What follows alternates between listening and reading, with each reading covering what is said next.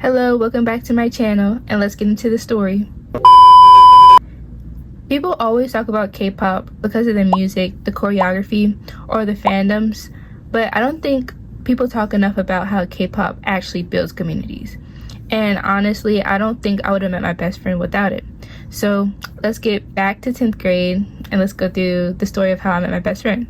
So I was one of those really quiet people. Like, I wasn't the type to just walk up to somebody and start a conversation. If you didn't talk to me first, we probably weren't gonna become friends, and that's kind of sad, low-key. And the only reason I even met a lot of people was because I joined the swim team my 9th grade year, but I still wasn't really close to anybody. And at the beginning of the season, 10th grade, we were doing some dry land conditioning, so like running laps, stretching, all the fun stuff nobody actually likes.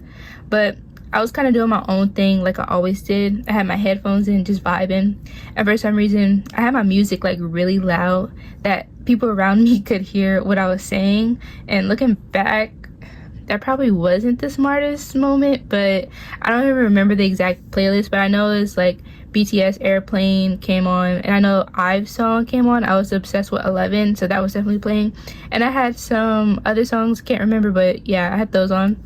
Just a random mix of everything. And while I was running, this girl, she speeds up. I'm luckily not really paying attention, but you can see stuff out the side of your eye. She speeds up to match my pace, right? And at first I'm thinking, why is this random person running up to me? Like, what's going on? And I'm just trying to survive the laps. Like, that's all I'm thinking about. Got a couple more laps to go, a couple more minutes. And I see her, she looks over and she goes, "Oh, so you listen to K-pop?" And I'm just like low-key little taken aback, but I'm just like, "Oh yeah, I do." And that one question actually changed everything. Like, suddenly we weren't just two random people on a swim team. We were able to talk about our favorite groups, our favorite songs, our biases, new comebacks, like basically everything.